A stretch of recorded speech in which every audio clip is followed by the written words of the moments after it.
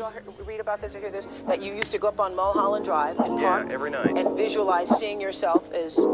Yeah, I would visualize, I would this visualize... is when you were broke and poor. You know, right, having directors interested in me and people that I respected saying, you know, I like your work or whatever that is, and I would visualize things coming to me that I wanted or whatever. Drive home and think, well, I do have these things. They're out there. I just don't have a hold of them yet, but they're out there. I wrote myself a check for $10 million for acting services rendered, and I gave myself 5 years, or 3 years maybe, and I dated it Thanksgiving 1995. Just before Thanksgiving 1995, I found out that I was going to make $10 million and dollars.